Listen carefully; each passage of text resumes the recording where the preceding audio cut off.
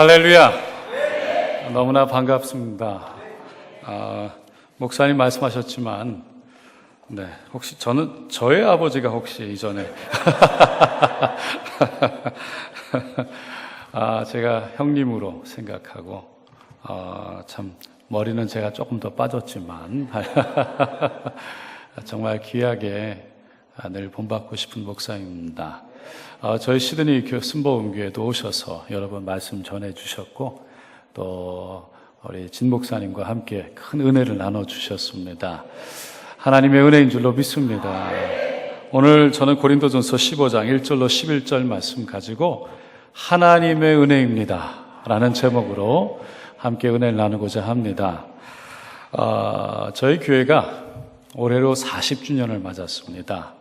그래서 이용훈 목사님 모시고 40주년 기념 감사 예배를 드리려고 했는데, 목사님 피치 못할 사정으로 못 오시고 이태근 목사님, 이용훈 목사님 오셔서 이장균 목사님 오셔서 함께 예배를 나누고, 또 여의도에서 많은 분들이 오셔서 축하해 주시고 또 축복해 주셔서 귀하게 감사하게 예배를 드렸습니다. 그때 저희가 40년이라는 세월 동안 우리 교회가 지나온 발걸음을 돌아보면서 하나님이 역사하신 것을 보았습니다. 그리고 하나님이 하셨는데 그 하나님이 하신 것을 우리가 잊지 말자고 제가 이 말씀을 함께 나눴습니다. 그리고 이 말씀은 제가 특별히 제 삶 가운데 신앙생활 하는데 가장 중요한 말씀 중에 하나라고 저는 믿습니다. 뭐냐하면 개인적으로 하나님의 은혜가 하나님의 은혜 되게 하는 것, 그것이 신앙생활이다라고 생각합니다. 힘들고 어려워도 하나님의 은혜가 함께하고 있다는 것을 깨달으면 감사할 수 있고, 감사하면 새 힘이 나는 것입니다. 우리가 잘 될 때에도 하나님의 은혜를 기억하면 그 앞에 겸손히 하나님을 기억할 수 있는 것입니다.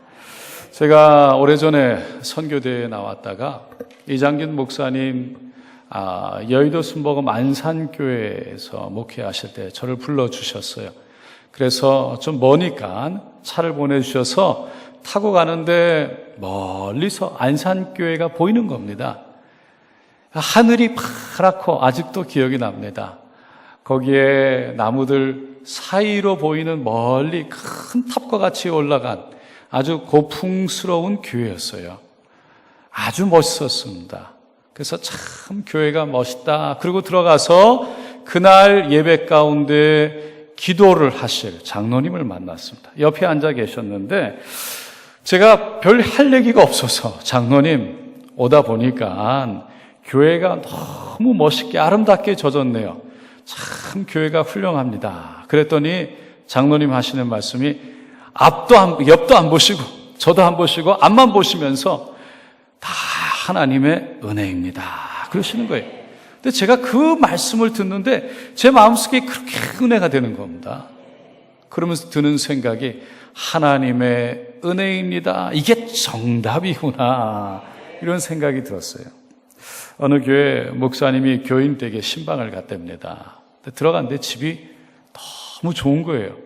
아유, 집사님 집이 참 좋네요. 그랬더니 그 집사님이 네, 저희 남편이 아주 성실한 사람이라서요, 호호호 그러는 겁니다. 근데 아들 방에 집을 보여준다고 이렇게 방에 들어갔는데 보니까 아들 방에 막 상장들이 붙여 있는 거예요. 아드님이 참 공부를 잘 하시는가 봐요. 네, 이 집안 식구들이 머리 좋다는 얘기를 좀 듣는데요, 호호호 하고 넘어가는 겁니다. 목사님이 기침을 한번 하고, 집사님은 참 복도 많으십니다. 시집도 잘 가시고 그리고 인물도 이쁘시고 참 복이 많으시네요. 그랬더니 호호호 그러면서 인물 좋은 거야, 부모님을 잘 만나서 그렇지요. 목사님이 좀 있으니까 집사님께서 다가를 갖고 오시는데 그 다과에 손을 안 대시는 거예요. 같이 온 집사님들이 목사님을 보는데 뭔가가 이상한 겁니다. 안절부절한데 그 모습을 보고 있던 그 다가를 가져온 집사님이 안절부절한 거예요. 어찌할 줄 모르는 겁니다. 그런데 목사님이 헛기침을 한번 하고는 제가 목사는 다과를 먹고 사는 존재가 아니라 하나님의 은혜를 먹고 사는 존재랍니다. 제가 다시 물어볼 테니까 이번에는 잘 생각해서 답을 하세요. 그때 집사님이 눈치를 챘어요. 목사님이 참 집이 좋네요. 하나님의 은혜입니다. 아들이 공부를 잘하시네요. 하나님의 은혜입니다. 시집도 잘 가셨고 아들도 잘 두셨고 그리고 인물도 좋으시니 참 복도 많으십니다. 하나님의 은혜입니다. 제가 이 얘기를 했더니 저희 교회의 유행어가 하나님의 은혜입니다가 되었습니다. 우리도 한번 해보겠습니다. 사업이 잘 되신다고요? 자녀가 잘 크신다고요? 시집을 잘 가셨다고요? 공부를 잘한다고요? 어쩜 그렇게 훌륭하십니까? 할렐루야. 우리가 여기까지 온 것 하나님의 은혜인 줄로 믿습니다. 하나님의 은혜입니다 라는 두 가지 뜻이 있습니다. 하나는 하나님이 하셨습니다. 두 번째는 하나님이 하셨으니 모든 영광과 감사는 주님만 받으시옵소서. 그것이 오늘 사도 바울의 고백입니다. 10절에 내가 나 된 것은 하나님의 은혜로 된 것이니 내게 주신 그 은혜가 헛되지 아니하여 내가 모든 사도보다 더 많이 수고하였으나 내가 한 것이 아니요 오직 나와 함께 하신 하나님의 은혜로라. 나의 나됨은 하나님의 은혜입니다. 이것이 사도 바울의 고백인데 그 고백 속에서도 하나님 앞에 하나님 되심을 인정하는 겸손과 감사가 있는 겁니다. 여러분 사실 사도 바울을 가만히 보면 그가 자랑할 것이 많은 사람이었지 않습니까? 첫째로 그는 높은 학력의 소유자였어요. 유대인, 그 당시에 유대인들이 다 존경하고 자랑할 만한 이 가말리엘 선생님 밑에서 공부했던 사람입니다. 두 번째로 베냐민 지파 혈통이었어요. 야곱의 12아들 중에서 가장 사랑을 많이 받은 자가 이 베냐민 아닙니까? 셋째로 로마 시민권을 가진 자였어요. 그 당시에 최고의 나라, 모든 길은 로마로 통한다라는 말이 있듯이 로마 시민권을 가지면 권한도 많고 이권도 많은 거예요. 네 번째로 그는 율법에 능통했다. 그는 흠잡을 데가 없는 온전하게 보이는 세상에서 말하는 너무나 잘 나가는 지금 말하는 가장 최고로 훌륭한 잘난 사람이었던 거예요. 그런데 그는 하나님 앞에서 그 모든 것을 내려놓고 자신을 낮추어서 이렇게 고백합니다. 8절과 9절 말씀 한번 다 같이 읽어보겠습니다. 맨 나중에 만삭되지 못하여 난자 같은 내게도 보이셨느니라. 나는 사도 중에 가장 작은 자라. 나는 하나님의 교회를 박해하였으므로 사도라 칭함받기를 감당하지 못할 자니라. 자기는 만삭이 되지도 못해서 태어난 자, 온전하지 못한 자, 너무나 부족한 자라는 거예요. 그런 온전하지 못한 자를 하나님이 부르셨다는 거예요. 하나님께서 보여주셨다는 거예요. 구원하여 주셨다는 거예요. 오늘 본문의 첫 9절, 1절과 2절을 보면 사도 바울이 이렇게 말합니다. 형제들아, 내가 너희에게 전한 복음을 너희에게 알게 하노니 이는 너희가 받은 것이요 또 그 가운데 선 것이라. 너희가 만일 내가 전한 그 복음, 그 말을 굳게 지키고 헛되이 믿지 아니하였으면 그로 말미암아 구원을 받으리라. 이 고린도 교회에 복음을 전했는데 그 복음을 받아들이면, 그 복음을 믿으면 구원이 너희 가운데 있을 것이다. 그러면서 그 복음에 대해서 3절과 4절에 이렇게 말합니다. 내가 받은 것을 너희에게 전하였노니 이는 성경대로 그리스도께서 우리 죄를 위하여 죽으시고 장사 지난 바 되셨다가 사흘 만에 성경대로 다시 살아나셨으니라. 할렐루야. 우리 예수님은 우리의 죄를 다 짊어지시고 죽으셨다가 사흘 만에 다시 부활하신 예수님인 줄로 믿습니다. 그 예수님을 믿으면 구원이 임한다는 거예요. 그 살아나신 예수님이 게바, 베드로 그리고 다른 제자에게 나타나셨을 뿐만 아니라 자기에게도 나타나셨다. 그렇게 5절로 9절에 말씀하고 있습니다. 그 후에 야고보에게 보이셨으며 그 후에 모든 사도에게 맨 나중에 만삭되지 못하여 난 자 같은 내게도 보이셨느니라. 왜 사도 바울이 그런 고백했습니까? 바울이 사울이었을 때 그는 교회의 가장 중요한 한 집사 스데반 집사를 돌로 쳐 죽이자고 그렇게 말했던 사람이었어요. 그렇게 선동했던 사람이었어요. 하나님 앞에서 보면 하나님 믿는 사람을 돌로 쳐 죽였던 사람, 결코 구원받을 수는, 아니 사도로 부름 받을 수도 없는 그와 같은 자신을 보았습니다. 그런데 하나님의 은혜로 자신을 불러주셨다는 거예요. 구원하여 주셨다는 거예요. 사도 삼으셨다는 거예요. 그래서 10절에서 말하는 나의 나됨은 다른 데 있지 아니하고 오직 하나님의 은혜라고 고백하고 있는 것입니다. 칼릴 지브란의 거울 속에서 나온 사나이라는 그 글에 보면 왕이, 어느 나라의 왕이 큰 거울 앞에 섰습니다. 그리고는 자신을 보는데 자신의 모습을 한 사나이가 거울에서 나옵니다. 그리고는 질문을 하는 거예요, 왕에게. 당신은 어떻게 해서 왕이 되었습니까? 왕이 손을 허리에 대고 늠름하게 어깨를 펴고 내가 남보다 지혜가 있어서 왕이 되었어. 그런데 거울 속에서 나온 사나이가 이 세상에는 왕보다, 당신보다 지혜로운 사람이 얼마든지 있습니다. 내가 능력이 있어서 왕이 되었어. 이 세상에는 당신보다 능력 있는 사람은 얼마든지 있습니다. 내가 통치력이 있어서 왕이 되었어. 이 세상에는 당신보다 통치력이 있는 사람은 얼마든지 있습니다. 그 말을 듣는데 왕이 어쩔 줄 몰라. 결국 식은땀을 흘리다가 이렇게 고백합니다. 내가 왕이 된 것은 내가 잘나서가 아니라 하늘의 은총으로 왕이 되었습니다. 우리가 오늘 이렇게 귀한 자리에 앉아 있는 것, 귀한 곳에서 하나님의 은혜 안에 있는 것, 하나님의 은혜인 줄로 믿습니다.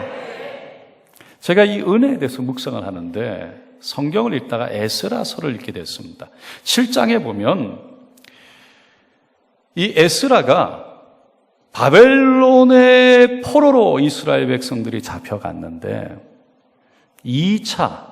2차로 두 번째로 에스라를 중심으로 다시 예루살렘으로 돌아오는 과정들을 쭉 기록해놨어요. 11절에 보면 야훼의 계명의 말씀과 이스라엘에게 주신 율례학자요 학자 겸 제사장인 에스라에게 아닥사스다 왕이 내린 조서의 초본은 아래와 같으니라. 바벨론의 왕이 아닥사스다 왕인데 에스라에게 초서, 그러니까 첫 번째 기록한 명령서를 줬는데 거기는 이렇게 적혀 있더라라는 거예요. 13절, 그 밑에 절에 보니까 에스라와 함께 예루살렘으로 돌아갈 사람들은 돌아가라, 허락한다라는 내용이 있고 16절, 17절에 보면 바벨론의 온 도에서 은과 금을 받고 하나님 성전에 기쁘게 들여서 수송아지, 순양, 어린 양, 소재, 전제, 물품들을 하나님 제단 위에 드리라 라고 말합니다. 그리고 20절에 보면 하나님 성전에 필요한 것은 어떤 것이든지 왕궁에 있는 창고를 열어서라도 꺼내서 드리라. 드리되 양은 얼마만큼 드리냐면 은 100달란트까지, 밀 100고루까지, 포도주 100밭, 기름도 100밭, 소금은 정량 없게 하라. 소금은 필요한 만큼 달라는 대로 다 줘라. 여러분, 한 달란트의 무게가 34kg입니다. 은 100달란트라는 양은 엄청난 양입니다. 그런데 거기서 끝나지 않고 더 나아가서 제사장, 레위 사람, 노래하는 자, 문지기까지 하나님 성전에서 일하는 모든 사람들에 한해서는 조공과 관세와 그리고 예루살렘까지 가는 통행세를 받지 말아라. 거기서 끝나지 않습니다. 26절에 하나님의 명령과 왕의 명령을 준행하지 아니하는 자는 속히 그 죄를 정하여 혹 죽이거니와 귀양 보내거나 가산을 몰수하거나 옥에 가둘지니라. 에스라를 방해하는 사람은 죽이거나 옥에 가두거나 귀양 보내라는 거예요. 여러분, 제가 이 말씀을 읽으면서 정말 대단한 일이다라는 생각이 들었어요. 한번 생각해 보세요. 한낱 포로로 잡혀왔던 사람들의 후손들이에요. 70년이 지났어요. 그 자녀들이에요. 그들이 지금 포로로서 살고 있던 그들이 바벨론이라는 곳에서 지금 예루살렘으로 돌아가겠다는 거예요. 자기 집으로 가겠다는 거예요. 그런데 그냥 보내지 말라는 거죠. 돈을 줘서 보내라. 뿐만 아니라 그들을 믿는 하나님, 그 신을 섬기는 일을 위해서 그 성전 꾸미는데 모든 필요한 것을 왕궁의 창고를 열어서라도 주라. 혹시 이 말을 듣지 않고 어기는 사람은 귀양을 보내든지 모든 재산을 빼앗든지 죽여도 된다라고 왕이 얘기한 거예요. 이게 지금 아닥사스다 왕, 바벨론의 왕이 지금 에스라를 전폭적으로 밀어서 보내주는 겁니다. 여러분 생각을 해보세요. 에스라가 아닥사스다 왕의 전폭적인 지지를 받고 왔어요. 그런데 에스라가 예루살렘에 돌아와서 가장 먼저 한 것은 하나님 앞에 나가는 일이었습니다. 27절, 28절에 보니까 우리 조상의 하나님 야훼를 송축할지로다. 그가 이런 고백합니다. 그가 왕의 마음에 예루살렘 야훼의 성전을 아름답게 할 뜻을 두시고 또 나로 왕과 그의 보좌관들 앞과 왕의 권세 있는 모든 방백의 앞에서 은혜를 얻게 하셨도다. 무슨 말입니까? 이 모든 것은 하나님이 하셨다는 거예요.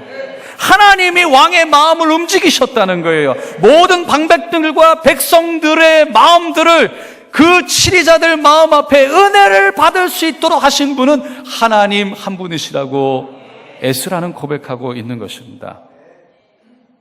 여러분, 한 나라의 왕, 그것도 가장 잘 나가는 왕, 가장 큰 나라 바벨론, 그 왕으로부터 이 정도의 신임을 받는다는 것이 쉬운 일이었을까요? 더군다나 한 나라의 포로로 잡혀왔던 사람의 그 후손일 수 있는 그 사람들, 아무것도 아닌 것 같은 그 사람, 얼마나 훌륭했으면, 얼마나 뛰어났으면, 얼마나 믿을만 했으면, 얼마나 뛰어난 지도자였으면 왕이 그렇게 신임까지 했을까요? 에스라는 그런 신임을 받을 정도로 훌륭했고 뛰어났습니다. 그리고 왕이 전적으로 자신을 믿어주고 그리고 이끌어주고 도와준다는 것도 알았어요.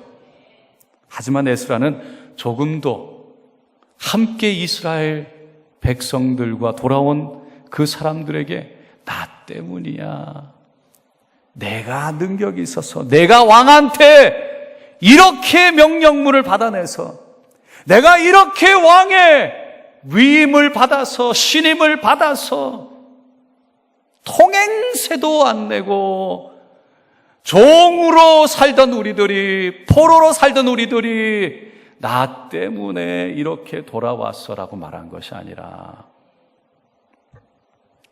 가장 먼저 하나님 앞에 들어가 예배하고 하나님을 송축하고 하나님이 하셨습니다. 그것이 그의 고백이었습니다. 여러분, 우리는 무슨 일이 잘 되면 우리도 모르게 내가 했습니다, 내가 했습니다 라는 생각이 드는 순간 내가 했다는 것을 알아주지 않으면, 내가 했다는 것을 인정해 주지 않으면, 내 이름이 드러나지 않으면 금방 우리는 마음에 상처가 되지요. 그때 섭섭이가 들어옵니다. 섭섭이가 들어오면 아니 내가 했는데 왜 안 알아주는 거지? 왜 인정 안 하는 거지? 그 영광이 나에게 돌아와야 되는데 우리도 모르게 그러는 거죠. 그런데 내가 영광을 받지 못하면 실망이 되고 상처가 되고 섭섭해지는 거예요. 제가 청년 때 여기 보니까 청년들, 우리 중고등학생들 이렇게 보이는데 제가 어렸을 때 기타를 참 좋아했습니다. 그래서 이렇게 예배 때 기타를 치기도 하고 또 내일은 늦으리라는 그런 성극과 함께 집회를 하게 됐어요. 청년 집회를. 거기에서 제가 기타를 치고 그리고 연극을 하게 됐습니다. 그런데 기타를 제가 너무 좋아하고 또 기타를 빨간 전자기타를 제가 치는 걸 너무 좋아하는 걸 뛰어넘어서 자랑스럽게 생각했어요. 그래서 제가 여기 앞에서 기타를 치는데 막 연습을 하고 집에서도 제가 연습을 하고 잘 때도 배 위에 기타를 올려놓고 제가 연습을 하고 이제 그날만 오기를 기다리는 거예요. 그러다가 그날 오기 바로 전날 교회에 모여서 이렇게 연습을 하는데 사실 제가 기타를 잘 치는 게 아니었습니다. 그런데 저희 교회 청년부에 있던 한 형이 리더가 저에게 오는데 다른 교회에서 저보다 훨씬 기타를 잘 치는 친구를 데려온 겁니다. 그리고선 데리고 와서 저에게 기타를, 그 빨간 저의 기타를 그 친구에게 주라는 거예요. 내일이 집회인데 지금까지 제가 연습하고 그리고 그 많은 사람 앞에서 그 빨간 기타를 들고 제가 열심히 쳐야 되는데, 보여줘야 되는데 그 기타를 주라고 하니 얼마나 섭섭한지요. 제가 눈물이 다 나더라고요. 울면서 기타를 넘겨주고 성전 밖을 뛰쳐나갔습니다. 교육관 앞을 지나가는데 그 리더가 쫓아와서 저의 어깨를 탁 잡고 돌리면서 저에게 한마디 했어요. 하나님의 영광을 위해서 한다며? 우리가 청년들이요, 무슨 집회가 있으면 모여서 매일 기도했거든요. 손잡고 무슨 기도했겠습니까? 하나님 영광 받아 주시옵소서. 하나님, 이 연극이, 이 찬양이, 이 집회가 오직 하나님 영광 드러내는 집회 되게 해 주시옵소서. 그런데 제 마음속에는 제가 드러나지 않아서 섭섭한 거였어요. 그런데 그 리더가 저에게 하나님 영광을 위해서 하자매 라는 그 한마디 듣는데 정말 만화에서 보던 이만한 망치가 저를 확 하고 뒷머리를 때리는 것 같은 그런 충격이 있었습니다. 그렇지. 그렇게 우리가 울면서 기도하고 하나님 영광 받으시옵소서. 하나님 영광 드러내시면 됩니다. 라고 기도했는데 내가 뭐라고? 나보다 귀한 분, 잘하는 사람 왔으니 이것을 내가 하는 것이 중요한 것이나 더 잘 되는 게 중요하니 내가 그 사람을 축복해야 되겠다. 내려놓게. 그리고 오히려 제가 부끄러운 마음이 들었어요. 여러분, 우리가 사람인데 내가 열심히 준비했던 것 갑자기 하지 못하면 왜 섭섭한 마음이 들지 않겠습니까? 내가 그렇게 헌신하고 준비했는데 내가 인정받지 못하는데 왜 섭섭한 마음이 들지 않겠습니까? 마음이 드는 건 당연한 거예요. 그런데 그때 하나님을 바라보고 주님 아시지요? 하나님, 주님 영광을 위해 하기를 원합니다. 그렇게 고백하고 주님 바라보는 것이 살아있는 신앙인 줄로 믿습니다. 여러분, 하나님이 하셨습니다 라고 고백하는 사람, 하나님이 책임져 주시고 복 주실 줄로 믿습니다. 왜냐하면 사무엘상 2장 30절에 하나님이 이렇게 말씀하시기 때문입니다. 나를 존중히 여기는 자를 내가 존중히 여기고 나를 멸시하는 자를 내가 경멸하리라. 하나님이 하셨다고 하나님 앞에 영광, 하나님이 하나님 되게 하는 것, 그분이십니다. 하나님이십니다. 하나님을 존중하는 것, 하나님을 인정하는 거예요. 하나님의 것입니다. 인정하는 자를 하나님이 인정하신다는 거예요. 그러니 하나님이 존중히 여기시는 거죠. 그런데 내가 했습니다, 내 것입니다, 하나님을 무시하는 자, 하나님을 하나님 되게 하지 못하는 자, 하나님의 은혜를 모르는 자, 하나님께서 결국은 무시되어지니 경멸하시겠다고 말씀하는 겁니다. 이것을 잘 알았던 에스라가 7장 마지막 절 28절 마지막 부분에 이렇게 고백합니다. 한번 다 같이 읽어보겠습니다. 내 하나님 야훼의 손이 내 위에 있으므로 내가 힘을 얻어 이스라엘 중에 우두머리들을 모아 나와 함께 올라오게 하였노라. 하나님의 손이 자기 위에 있었기 때문에 이 모든 것을 할 수 있었다라는 고백입니다. 사랑하는 성도 여러분, 에스라가 경험한 하나님의 은혜, 우리의 삶 속에 하나님의 은혜의 손길 경험하게 되시기를 축원드립니다. 오늘 본문 10절 말씀 한번 다 같이 다시 한번 읽어보겠습니다. 내가 나 된 것은 하나님의 은혜로 된 것이니 내게 주신 그의 은혜가 헛되지 아니하여 내가 모든 사도보다 더 많이 수고하였으나 내가 한 것이 아니요 오직 나와 함께 하신 하나님의 은혜로라. 저는 이 말씀을 묵상하면서 하나님의 은혜를 경험한 사람은 겸손할 수밖에 없겠구나라는 생각이 들었습니다. 아니, 그 겸손이 은혜를 경험한 사람은 열매로 결과로 나타날 수밖에 없겠구나. 천재 작곡가라고 불리는 하이든, 그분이 심혈을 기울여서 오랫동안 만든 작곡한 천지 창조를 함께 준비할 때였습니다. 근데 갑자기 몸이 안 좋아졌어요. 거동하기가 어려워졌습니다. 그래서 이분이 다른 분을 지휘자로 세웠어요. 그 웅장한 선율, 아름다운 그 선율, 천지 창조가 다 울려 퍼지고 마치자 사람들이 일어나가지고 기립박수를 하는 거예요. 그러니까 그 지휘자가 고개를 숙이더니 이 곡을 작곡한 분은 제가 아니라 저 구석에 앉아 계신 하이든 선생님입니다. 그러니까 또 탁 일어나가지고 하이든 선생님을 향해서 박수를 막 치는 겁니다. 그 하이든 선생님이 일어나서 아니라고 모두 앉으십시오. 이 귀한 곡을 작곡하신 분은 나에게 은혜를 주셔서 하나님의 은혜로 한 것입니다. 오직 하나님께 영광을 올려드립니다. 여러분, 하나님이 하셨다는 것을 알게 될 때 우리는 겸손해질 수밖에 없는 거예요. 우리의 십자가를 통해서 허락하신 구원도 마찬가지입니다. 십자가의 은혜를 깨달아진 사람, 그 사람은 자신이 얼마나 온전하지 못한, 얼마나 죄인인지를 깨닫는 사람이에요.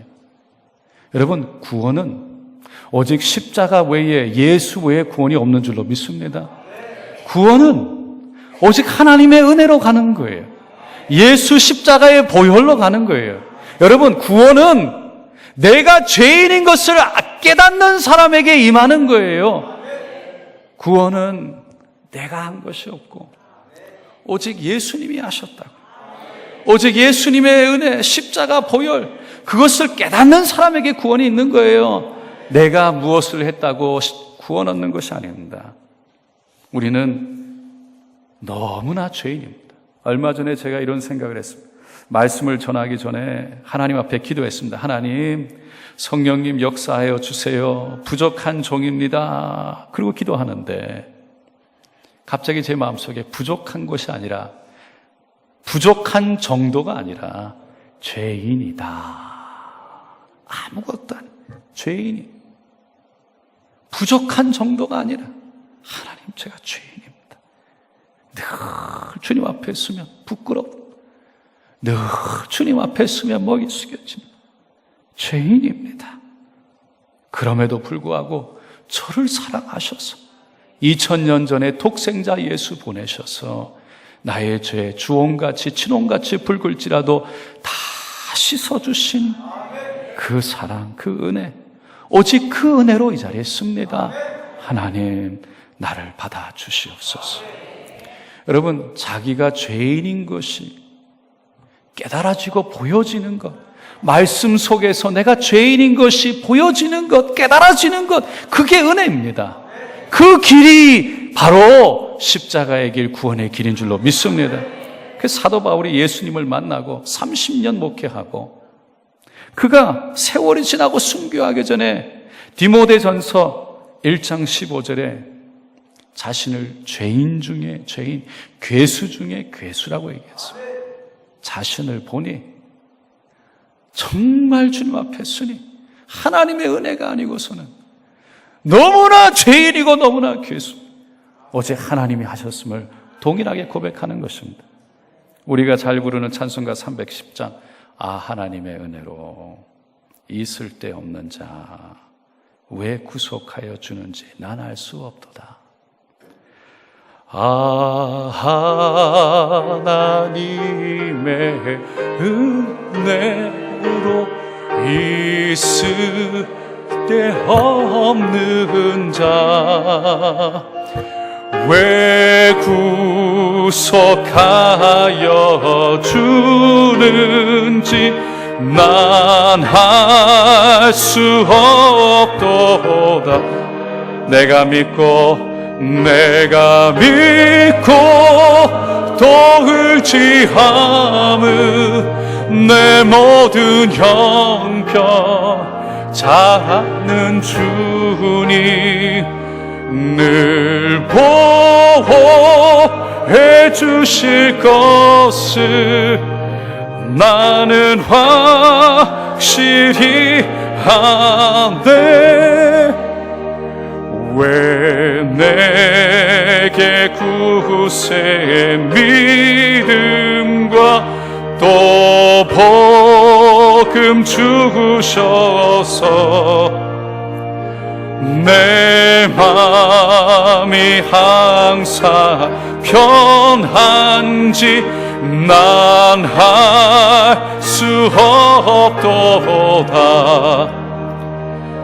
내가 믿고 또 의지함은 내 모든 형편 하시는 주님 늘 보호해 주실 것을 나는 확실히 아네. 나 같은 죄인 예수님 믿고 의지하게 된 것 어찌된 은혜인지 오직 하나님의 은혜란 고백인지. 여러분, 하나님의 은혜를 체험한 사람들이 공통적으로 고백하는 것, 예수님이 말씀하신 것. 누가복음 17장 6절에 이와 같이 너희도 명령받은 것을 다 행한 후에 이르기를 우리는 무익한 종이라 우리가 하여야 할 일을 한 것뿐이라 할지니라. 천국 가면 우리가 자랑할 것 예수 이름밖에 없는 줄로 믿습니다. 하나님, 나는 아무것도 아닙니다. 주님 시켜서 했을 뿐입니다. 오늘 이 자리에 온 것 오직 예수의 보혈입니다. 하나님의 은혜입니다. 하나님이 하셨습니다. 끝까지 하나님의 은혜를 기억하고 십자가의 보혈 예수 자랑하다가 저 천국의 아름다운 그 천국에 주님을 만나는 저 여러분 되시기를 예수님의 이름으로 축원드립니다. 기도하겠습니다.